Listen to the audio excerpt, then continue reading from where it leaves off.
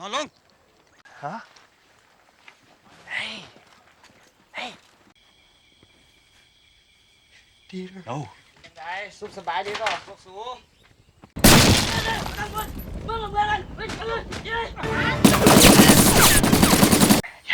Yeah, that's right. So you were busy getting your machetes. Down there must be a river. It must lead to the Big Muddy. In 1965, few people believed that the conflict in Vietnam would turn into a full-scale war. One of the first signs of what lies ahead is America's bombing of secret targets inside Laos.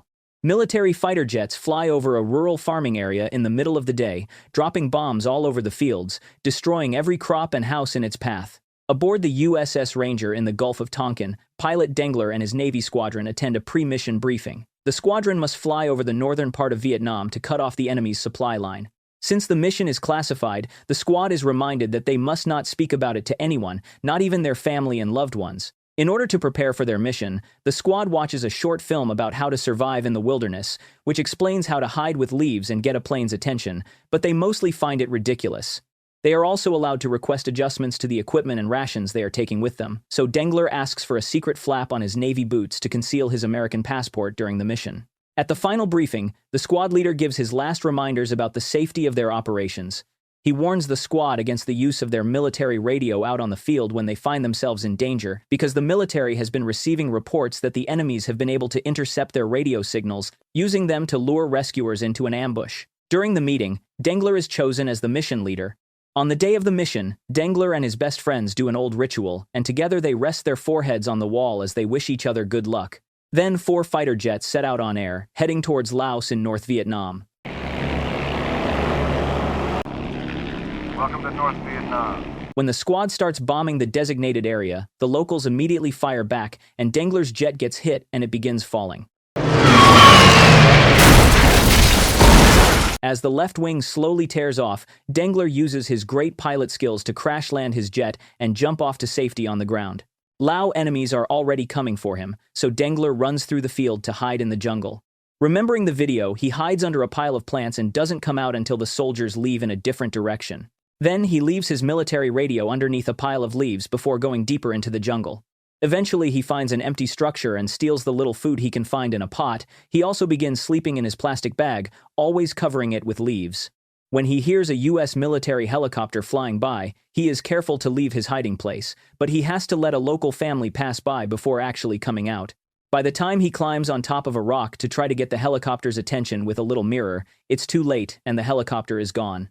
Afterward, Dengler stops to drink water from a river to help with the tropical heat, but this distraction allows the Lao forces to surround him and capture him.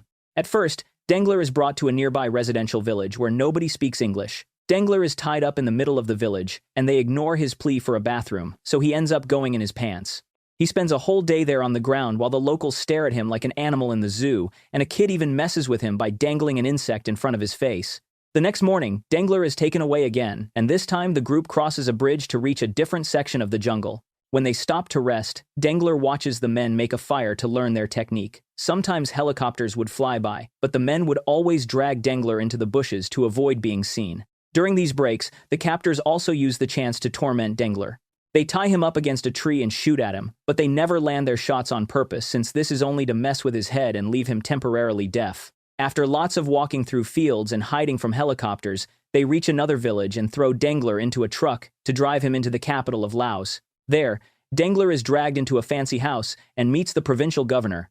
Unlike the soldiers, the governor treats Dengler kindly and speaks English. He even offers Dengler some water, not bothered by the explosions that can be heard outside. At first, Dengler tries to hide that he's an American Navy officer, but the governor can tell he is lying, and Dengler has to admit the truth by showing the U.S. passport that he had hidden in the secret flap of his boots. Then the governor offers Dengler safety and freedom if he accepts to sign a document condemning America and its war against the Lao people. When Dengler refuses to go against his own country, he is sent away. Afterward, Dengler is badly hurt by getting tied to a farm animal and dragged through the ground all over the village. Next, he's tied upside down to a tree, where they keep shaking him and making him whirl. Lastly, he is put inside a well and pushed underwater over and over. Sometime later, Dengler is taken to a prison camp where they take off his shoes, and push him inside a shack to spend the night there with his feet captured inside a heavy restraint. Dengler can hear voices coming from behind the wall telling him not to mess with the guards because they're dangerous. The following morning, Dengler is freed to wander around the camp, and he gets to meet his fellow war prisoners. Y, C, Fisset, and Prosset are foreigners, while De Bruin and Martin are fellow American pilots. To Dengler's shock, some of them have been here for years. De Bruin takes Dengler aside for a walk around the prison camp to get him familiarized with the local guards, explaining the best way to survive is to keep his head down. The prisoners may be free to roam around the camp in the mornings, but at night, they are held inside the shack, with their hands cuffed to each other and their feet caught in those heavy restraints. At least inside the shack, they can talk without being overheard by the guards. Dengler tries to convince the other prisoners to join him to create a plan to escape, but they tell him it's a bad idea. They explain that the intense tropical heat in the jungle makes it impossible for them to survive without any water, and the rainy season is still a few months away. Not to mention that to avoid the guards, they should leave at night when they're restrained. Dengler doesn't give up and convinces the group to help him get a nail. Although they are skeptical, they follow his lead and scatter around the camp, causing the guards to go after them. Only a dumb guard stays behind, and Dengler talks friendly to him to distract him while stealing the nail from a beam. Later at the shack, Dengler uses some rocks to modify the pointy end of the nail, then proceeds to use it as a lockpick on their restraints. This allows the prisoners to have a little freedom at night, and now they finally believe in Dengler's ability to make a good escape plan. The next morning, fighter jets fly over the prison camp and anger the guards. In a rage of fury, one of the guards shoots at Martin. Luckily, the bullet barely misses his head and only leaves a scar. Then the guards mess with the others by threatening to shoot them, only to laugh at their fear. As days pass, Dengler learns more about his new friends, like the fact they keep a label from a can of beans, just to remember the smell. They also share stories of why they became pilots. One evening, De Bruin says he doesn't think Dengler can make a good plan and that he'll get them all killed. If Dengler or anyone else dares to try to escape, De Bruin will scream and alert the guards. The next day, a squad of Vietnamese soldiers stops by the camp and checks the prisoners for any intel they can use. A female soldier finds Dengler's shaving glass, and he gifts it to her with some flirting. Afterward, he tells the others he wishes he wasn't engaged and there was no war so he could have that girl. Suddenly, one of the guards loses control of his weapon, which begins shooting all over the place. While everyone runs for cover, Dengler stays at the table and stares at the few rice grains that fell from a plate, getting an idea. Some weeks later, the prisoners surprise Dengler by singing the happy birthday song to him and giving him a drink they made out of insects. Touched by the gesture, Dengler decides to gift them something back. First, he reveals he made 2 rough knives out of old bullet casings, and the friends that guess in which hands he has them in get to keep them. Next, he confesses he's been hiding away a bit of rice every day because he's finally made a new plan. Dengler has noticed that the guards leave their weapons behind when they have their lunch break, so he thinks they should steal those weapons and use them to take control of the prison camp until they can signal for rescue to the U.S. helicopters. The prisoners agree to execute the plan on July 4th to give it extra meaning, so they have a little over a month left. From then on, they begin to observe the guards to study their routines by using Dengler's little mirror through the roof. They mark the positions of the guards and their weapons with wood and rocks to memorize them, and when one night a guard almost catches them red-handed, they pretend it's just a game they made up. With the knives Dengler made, the prisoners create an escape hatch at the floor of their shack. Every night, Dengler carefully sneaks out through that hatch to plan the path that they will follow and works on loosening a section of the outside fence.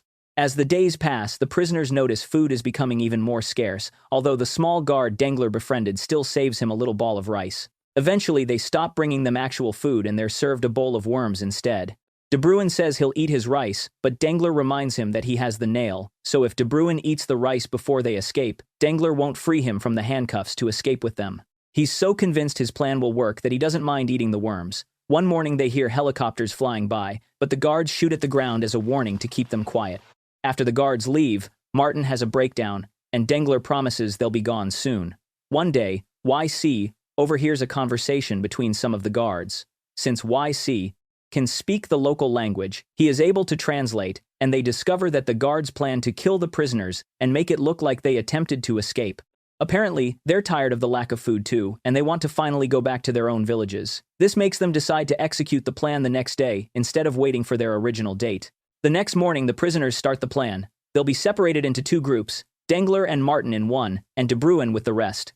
The 2 groups will head out in separate directions and then meet up at the same time in the kitchen in order to subdue the guards.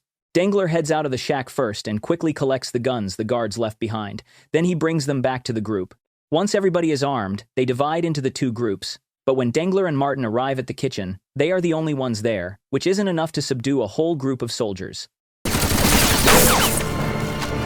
Fortunately, they think fast and immediately shoot at the guards, killing all of them except their little friend, who Dengler allows to go away as thanks for the rice. Realizing they can't stay there as they originally planned, Dengler and Martin steal as much food as possible and run away from the camp. Eventually, they bump into De Bruin and Y.C., and Dengler gets suspicious when he sees the other two are missing while De Bruin has extra weapons plus shoes. De Bruin swears it's just a coincidence, so a disappointed Dengler exchanges some ammo for De Bruin's machete before the two groups leave in opposite directions. Dengler and Martin escape into the jungle to try to find freedom by way of Thailand. Before long, the rainy season begins, so Dengler and Martin are able to survive with water and their rice. Unfortunately, when they stop for a lunch break, a mudslide surprises them from behind and drags them down the hill, making them lose their rice. After lots of walking, they finally make it to the river, and remembering the video, they make a raft using what nature can provide. At first, they float away perfectly safely while hiding under leaves, but unfortunately, the current takes them in the direction of some rapids that descend into a waterfall. Dengler and Martin notice just in time and swim toward the shore, leaving the raft to fall and be destroyed when it crashes on the rocks. Many days pass as the duo continues to travel through the jungle, spending most of their time wet under the constant rain. One afternoon, they discover that under their clothes, there are a bunch of liches, and they have to painfully remove them one by one from their weak skin. Sometime later, they discover a man fishing nearby, but shooting could get the attention of soldiers, so they quietly wait for the fisherman to leave instead. This makes them realize they're carrying weapons for nothing, so they throw them into the river to get rid of the extra weight. During this time, they find an old shoe on the ground, and Dengler lets Martin have it because he's often feeling weak and tired, so Dengler wants to keep his spirit up in some way. After lots of walking, the duo finds an abandoned village and stops there to rest. At that moment, a few US helicopters fly by, but no matter how much Dengler waves and yells, they don't see him and go away. Martin is starting to lose his mind, so Dengler tells him to rest while he starts a fire with the technique he learned from the locals and proceeds to burn the huts in order to create a huge smoke signal for the helicopters.